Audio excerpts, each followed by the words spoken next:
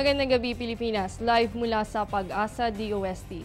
Generally, fair weather ang naranasan natin ngayon. Sa araw ng mga puso, magiging singganda kaya ito ng panahon natin ngayon? Narito ang 3-day weather forecast ng Pag-asa.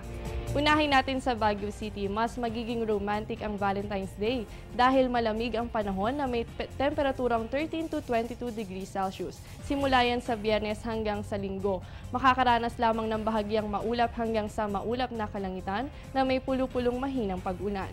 Para naman sa Metro Manila, good weather tayo bukas na magtutuloy-tuloy hanggang Sunday. Medyo mainit ang panahon dahil papalo sa 22 to 32 degrees Celsius ang temperatura. Kaya ugaliin na magdala ng pamatid-uhaw at payong panlaban sa init ng araw. Sa Metro Cebu, bukod sa Valentine's Day, perfect din ang weather para sa outdoor activities dahil magiging maganda ang lagay ng panahon bukas hanggang sa darating na Sunday. Samantala, makakaranas naman ng maulap na kalangitan na may kasamang pag-ulan o pagkulog at pagkidlat sa Metro Davao. Bukas yan na magtutuloy-tuloy hanggang Sunday. At para sa Zamboanga City, magkakaroon ng cloudy with rain showers or thunderstorms. Bukas yan hanggang sa darating na Sunday. Kaya pas muna sa paglalaba at i-schedule na lamang yan pagganda ng panahon.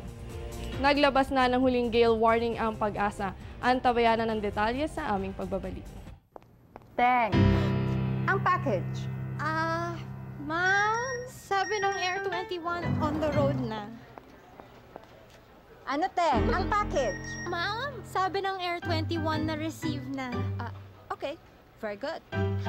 Basta padala, sagot ka ng Air 21. May real-time delivery updates via text para worry-free ka. Teng, ang package, napadala mo na? Yes, ma'am, sa Air 21. Sa Air 21, sagot ko, padala mo.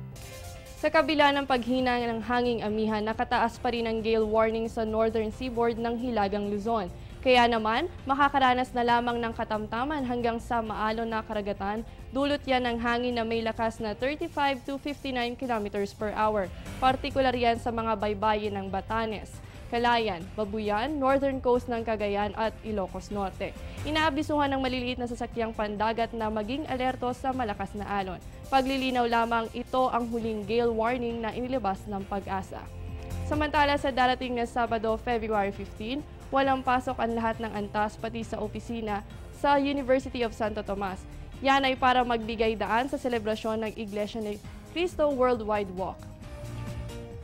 At syempre, happy birthday po kay Ginoong Armando Pagya, ang ama ng aming kasamahan na si Mark Pagya. Happy birthday po.